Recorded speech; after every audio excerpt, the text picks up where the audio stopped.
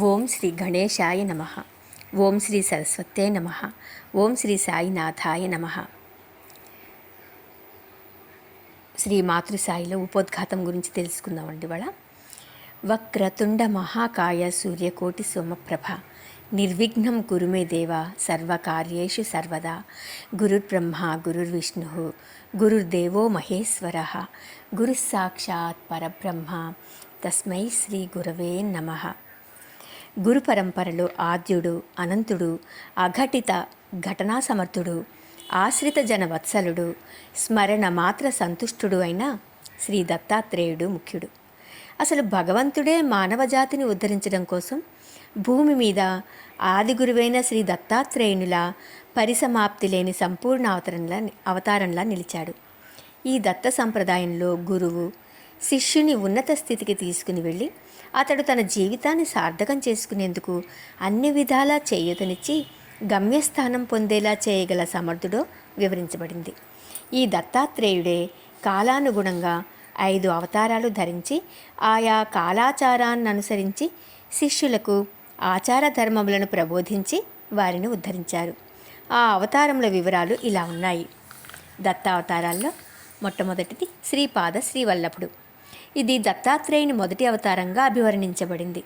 శ్రీపాద శ్రీవల్లభుడు 14వ శతాబ్దంలో తూర్పుగోదావరి జిల్లాలోని పిఠాపురం అనే గ్రామంలో జన్మించి వేదాంగాలను అభ్యసించి చిన్నతనంలోనే సన్యసించి ఇల్లు వదిలి దేశయాత్రలు ముగించి కురుపురం చేరి కొంతకాలానికి అక్కడి కృష్ణానదిలో అంతర్ధానమయ్యారు. వారు శరీరంతో ఉన్నప్పుడే కాక శరీరం వదిలిన తర్వాత కూడా నేటికి భక్తులను అనుగ్రహిస్తూ అనేక మహిమలను చూపుతున్నారు. ఇక 2వ అవతారమైన శ్రీ నృసింహ సరస్వతి స్వామివారు 15వ శతాబ్దంలో మహారాష్ట్రలోని కరంజా నగరంలో జన్మించి పుట్టుకతోనే మౌనవ్రతాన్ని ఆచరించి ఎన్నో మహిమలు చూపి తన అవతార ప్రాముఖ్యమును నిరూపించిన శ్రీ నృసింహ సరస్వతి స్వామి ఉపనయనమైన వెంటనే మౌనవ్రతాన్ని స్వంత ఇంటిని వదిలి దేశ పర్యటన అనంతరం నరసింహవాడి చేరి అక్కడ 12 సంవత్సరాలు గడిపిన తర్వాత గుల్బర్గా జిల్లాలోని గాణగాపురం చేరి సంగమం వద్ద ఔదుంబర వృక్షం కింద తన నివాసం ఏర్పరచుకొని అనేక సంవత్సరములు తన తపోశక్తితో భక్తుల కష్టములను బాధలను తీర్చి వారిని మోక్ష మార్గం వైపు నడిపించి తుదకు తన నిర్గుణ పాదుకలను మఠంలో ప్రతిష్ఠించి శ్రీశైలం చేరుకుని అక్కడ పాతాళగంగ వద్ద కృష్ణానదిలో అంతర్వితులైనారు. శ్రీ స్వామి పాదమహిమచే గాణ్గాపురం ప్రసిద్ధ క్షేత్రంగా వెలసి భక్తుల బాధలను బాపుతోంది. ఇక 3వ అవతారమైన శ్రీ మాణిక్య ప్రభు మహారాజ్. ఈ మాణిక్య ప్రభు మహారాజ్ గుల్బర్గ జిల్లాలోని కళ్యాణి నగరంలో జన్మించి బాల్యమునందే అనేక లీలలను చూపి అక్కడి నుండి మాణిక్యనగర్కు వచ్చి ఒక దర్బారు నిర్మింపచేసి అక్కడనే స్థిర నివాసం ఏర్పరచుకున్నారు. ఈ దర్బారు అవధూత దర్బారుగా ప్రసిద్ధికెక్కింది. స్వామి కాలం నుంచే నిత్యాన్నదానం ఎటువంటి కరువు పరిస్థితుల్లో కూడా నిరాటంకంగా నేటికి కొనసాగుతూ ఉంది. ఇక 4వ అవతారమైన శ్రీ అక్కల్కోట మహారాజ్. స్వామి సమర్థగా పిలువబడే అక్కల్కోట మహారాజ్ ఎవరో ఎక్కడి నుంచి వచ్చారో ఎవ్వరికీ తెలియదు. కానీ వారు మాత్రం దేశంలోని అన్ని పుణ్యక్షేత్రాలలోనూ వివిధ పేర్లతో పిలువబడుతూ కనిపించారు. ప్రతి స్థానంలోనూ వారి మహిమ ప్రకటితమవ్వగానే అక్కడి నుండి వేరొక ప్రాంతానికి వెళ్ళిపోయేవారు. వీరు దత్తావతారమే కానీ ముందటి అవతారాలలో లాగా సన్యాసి మాదిరిగా కాక సంపూర్ణ అవధూత స్థితిలో ఉండేవారు. అన్ని ప్రాంతాలలో పర్యటించి చివరకు అక్కల్కోటలో వటవృక్షం కింద నివాసం ఏర్పరచుకొని వటవృక్ష స్వామిగా ప్రసిద్ధిగాంచి అక్కడనే సమాధి చెందారు. ఇక 5వ అవతారం శ్రీ సాయిబాబా. సాయిబాబా కూడా ఎవరో ఎక్కడి నుంచి వచ్చారో ఎవ్వరికీ తెలీదు. 16 సంవత్సరాల బాలుడిగా షిరిడీలోని వేప చెట్టు క్రింద ప్రకటితమై చివరకు షిరిడీలోనే ఉండిపోయారు. ఈపై అన్ని అవతారములలోనూ వారు భక్తులపై కురిపించిన ప్రేమ కానీ చూపించిన లీలలు కానీ అన్నీ ఇంచుమించు ఒకే రకంగా ఉంటాయి. వారు భక్తుల కోసం వచ్చారు. కాలానుగుణంగా భక్తులను ఉద్ధరించి తమ అవతార ప్రాముఖ్యాన్ని నిరూపించుకున్నారు. ఇక మాతృప్రేమ. అధర్మం పెరిగినప్పుడు, శాంతికి భంగం కలిగినప్పుడు భగవంతుడు గురువు యోగుల రూపంలో అవతరించి ధర్మాన్ని స్థాపించి శాంతిని పెంచుతాడు. అందుకే భగవంతుడైన శ్రీకృష్ణుడు జగద్గురువై భగవద్గీతను లోకానికి బోధించి కృష్ణం వందే జగద్గురుం అని ప్రస్తుతించబడ్డాడు. కాబట్టి భగవంతునికి గురువుకు భేదమే లేదు. వాళ్ళిద్దరూ ఒకటే. భగవంతుని ప్రార్థించో తపస్సు చేసో మెప్పించి ఆయన కరుణను పొంది మనకు కావలసిన దానిని వరంలా పొందుతాం. ఆ రకంగా భగవంతుడు మనకు కావలసిన దానిని అనుగ్రహిస్తాడు. ఇక సద్గురువు విషయానికి వస్తే, గురువు తన శిష్యులు భగవంతుని చేరే మార్గాన్ని చూపించడమే కాకుండా తన శిష్యుల బరువు బాధ్యతలు తానే భరిస్తాడు.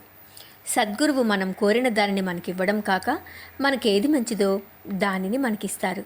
సమర్థ సద్గురువైన సాయిబాబా విషయానికి వస్తే, బాబా వీటన్నిటికీ అతీతంగా తన శిష్యులను బిడ్డల వలె చూస్తారు. అంటే కన్న తల్లి తన పసిపాపలను ఏ రకంగా చూసుకుంటూ పెంచుతుందో ఆ రకంగానే బాబా తన పిల్లలందరినీ లాలించి పాలిస్తారు. ఉయ్యాలలో ఉన్న బిడ్డ ఎందుకు ఏడుస్తుందో గ్రహించే తల్లి ఆ బిడ్డ అవసరాలను తీర్చి మురిసిపోయినట్లే సాయి తన పిల్లలకు కావలసినవన్నీ సకాలంలో అందచేస్తారు. పిల్లల మనస్తత్వాలలో తేడా ఉండవచ్చు, కానీ తల్లి ప్రేమలో తేడా ఉండదు. ఎంతోమంది దుర్మార్గులు, దుష్టులు హాయిగా సుఖంగా బ్రతుకుతుండటం మనం సమాజంలో చూస్తూనే ఉంటాం. ఎన్నోసార్లు భగవంతుడు వీళ్ళని ఎలా మెచ్చుతున్నాడా అని కూడా అనుకుంటాం. కానీ సద్గురు సాయి వంటి అండ అటువంటి వారికే ఎక్కువగా ఉంటుంది. ఎందుకంటే చక్కగా చదువుకుని ఆరోగ్యంగా నిజాయితీతో ఉండే పిల్లల మీద తల్లి ప్రత్యేక శ్రద్ధ చూపించవలసిన అవసరం ఉండదు. అదే అనారోగ్యవంతుడో అల్లరివాడో చదువులో మొద్దో అయిన పిల్లల మీద తల్లి ఎక్కువ బాధ్యత వహించి వాళ్లను సరైన మార్గంలో నడిపించేందుకు శత విధాలా ప్రయత్నిస్తుంది. నిస్వార్థమైన ఆ మాతృప్రేమతో పిల్లలు మంచి మార్గంలో నడిచి బాధ్యతతో మసులుకుంటారు.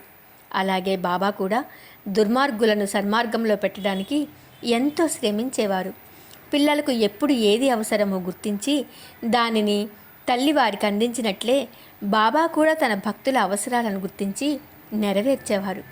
బాబా ఆ పని చేయలేదంటే అప్పుడు మనకది మంచిది కాదని భావించాలి. కానీ బాబా మన కోరిక తీర్చలేదని బాధపడకూడదు. ఎందుకంటే పిల్లలకు జ్వరం వచ్చినప్పుడు నోరు చేదుగా ఉండి తియ్యటి లడ్డూ తినాలని ఉంటుంది. కానీ తల్లేం చేస్తుంది? తియ్యటి లడ్డూ అడిగిన పిల్లవాడితో బలవంతంగా చేదు మాత్రలు మింగిస్తుంది. అప్పుడు పిల్లలకు తల్లి మీద కోపం వస్తుంది. తీపి పదార్థాలు ఎప్పుడెప్పుడు తిందామా అనిపిస్తుంది. కానీ ఆ సమయంలో తల్లి ఆ పిల్లలు కోరినట్టు లడ్డూనిస్తే అది వారి జ్వరాన్ని ఇంకా పెంచుతుంది, వాళ్లకు నష్టాన్ని కష్టాన్ని కలిగిస్తుంది. కాబట్టి తల్లి ఇచ్చే చేదు మాత్రమే వారికి మంచి చేస్తుందని తెలుసుకోవాలి. ఆ రకంగానే సాయి తన పిల్లలకు ఎప్పుడు ఏది మంచో అప్పుడే దాన్ని చేస్తారు, కానీ మనం కోరినట్లు చేయరు. ఏది మంచో ఏది చెడో తెలుసుకోలేని అజ్ఞానులం కనుక మనం ఒక్క అలవాటు చేసుకోవాలి. అదేమిటంటే మర్కట కిషోర న్యాయాన్ని కాక మార్జాల కిషోర న్యాయాన్ని అలవాటు చేసుకోవాలి. మర్కట కిషోర న్యాయం అంటే పిల్లకోతికి ఇంకా నడవటం, పరిగెత్తడం, స్వతంత్రంగా బ్రతకడం రానంతకాలం తల్లి కోతిని పట్టుకుని ఉంటుంది. ఇందులో తల్లి కోతి బాధ్యత పిల్లలపై కొంతవరకే ఉంటుంది. ఎందుకంటే పిల్లకోతి సరిగ్గా పట్టుకోలేకపోతే అది జారిపడిపోతుంది. తల్లి ఎంత జాగ్రత్తగా చూసినా పిల్లపై బాధ్యత ఉంటుంది. అదే పిల్లి పిల్ల విషయానికి వస్తే తల్లి పిల్లి పిల్లని నోటితో పట్టుకుని తీసుకెళ్తుంది. ఇందులో పిల్లలదేమీ ఉండదు.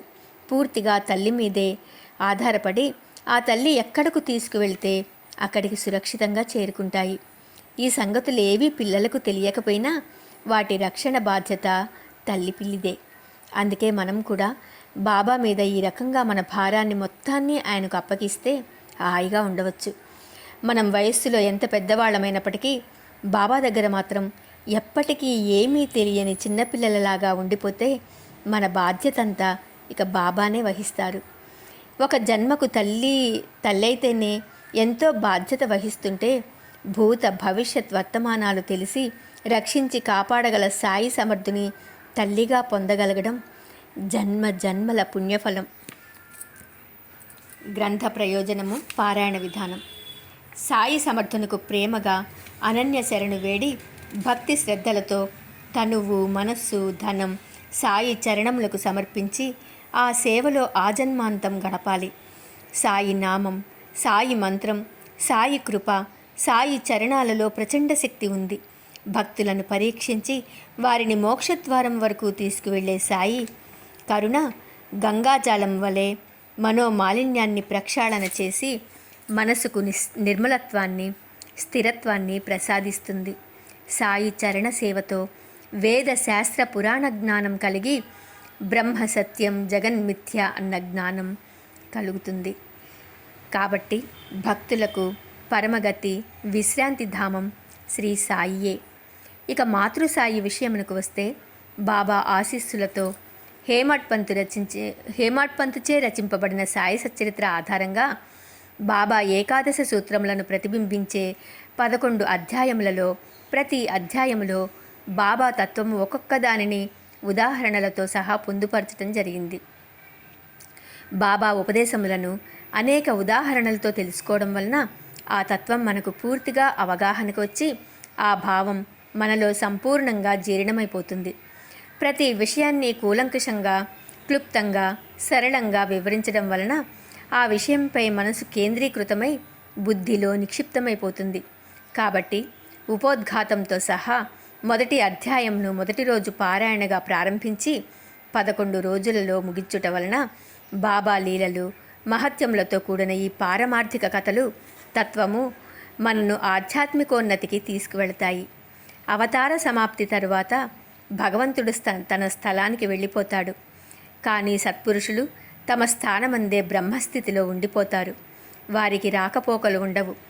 బాబానే స్వయంగా ఈ విధంగా తాను తన ధామంలో చేరిన తర్వాత తన గ్రంథమే తన ప్రతిరూపంలా నిలిచి భక్తుల బాధలు, కర్మలు బాపుతుందని సెలవిచ్చారు. కాబట్టి బాబా అనుమతి, ఆశీర్వాదములతో హేమాడ్ పంతు రచించిన గ్రంథం ఆధారంగా రాయబడిన సాయి లీలలు, కథలు తెలుసుకుంటే శాంతి కలగడమే కాక కర్మలు తొలగి బుద్ధి ప్రకాశవంతమవుతుంది. సాయికి, సాయి సచ్చరిత్రకు భేదమే లేదు. ఎందుకంటే బాబా స్వయంగా తన కథలు తానే రాసుకుని భక్తులను ఉద్ధరిస్తానని చెప్పారు. కాబట్టి బాబాకు మారు రూపైన బాబా కథాశ్రవణం, మననం చేయడం అంటే సాయిని ప్రత్యక్షంగా పూజించినట్లే. ఎక్కడైతే ఈ గ్రంథం ఉంటుందో అక్కడ బాబా, ద్వారకామాయి, ధుని అన్నీ నిశ్శబ్దంగా అక్కడ ఉన్నట్లే. తల్లి తాబేలు నదికి ఒక ఒడ్డున ఉంటే పిల్ల తాబేలు ఇంకొక ఒడ్డున ఉంటుంది. తల్లి తాబేలు వాటికి పాలివ్వడం కానీ పెంచడం కానీ చేయదు. కేవలం తల్లి తాబేలు కంటి చూపే పిల్లలకు అమృతధారలా పనిచేసి వాటికి జీవశక్తినిచ్చి సంతోషానికి దారి తీస్తుంది. ఆ రకంగానే బాబా అమృతధార వంటి చూపే మనలను సదా కాపాడుతూ ఉంటుంది. అయితే సాయి మీద మనకు అంత సహజమైన ప్రేమ రావాలంటే మనం బాబాను గురించి వివరంగా తెలుసుకుని ఆ కథలను, లీలలను అర్థం చేసుకుని ఆచరించాలి. అనంత సాగరమైన సాయి సమర్థుని చరిత్రలో మనకు అనేక ముత్యాలు, రత్నాలు లభిస్తాయి. పిచ్చుకలమైన మనం ఆ సాగరాన్ని ఎంతని తాగగలం? బాబా అనేకసార్లు తన మాటలపై విశ్వాసముంచి దృఢమైన మనసుతో ఎవరైతే తన చరిత్రను పారాయణ చేస్తూ తన నామాన్ని ప్రేమతో గానం చేస్తారో అటువంటి వారిని అన్ని దిక్కుల నుండి కాపాడి వారిని మృత్యుముఖం నుండి లాగుతానని ఈ కథలు, లీలలు విన్నా, చదివినా రోగ నివారణ జరగడమే కాక అనేక ఆధ్యాత్మిక జ్ఞానరత్నాలు లభిస్తాయని చెప్పేవారు. యోగ సాధన, ధ్యాన పద్ధతి, యాగాలు ఇటువంటివి నిర్వహించాలంటే అనేక విధి విధానాలు పాటించాలి. కానీ పారాయణకు ఏకాగ్రత ఒక్కటుంటే చాలు. అంతేకాక బాబా పారాయణ చేసేవారు కానీ వినేవారు కానీ అహంకారం సాయి సమర్థుని పాదములకు సమర్పించి చేసినట్లయితే బాబాపై శ్రద్ధాభక్తులు కలుగుతాయి. అప్పుడు డాంభికాలు, ఆడంబరాలు ప్రదర్శించే భక్తులకు దూరంగా ఉండే సాయి నిజమైన ప్రేమ ఉన్న భక్తుల ఆధీనంలో తానుంటూ వారిని అన్ని దిక్కుల నుండి కాపాడుతుంటారు. కాబట్టి పంచమహాపాతకాలను దూరం చేసే బాబా కథలను జీవితాంతం స్మరించుకుంటూ ఉంటే క్రమక్రమంగా సంసారము, ప్రపంచం పట్ల విరక్తి కలిగి మనసు నిర్మలంగానూ ప్రశాంతంగానూ ఉంటుంది. ఈ కథలను యథాలాపంగా విన్నా కూడా శుభం కలుగుతుంది.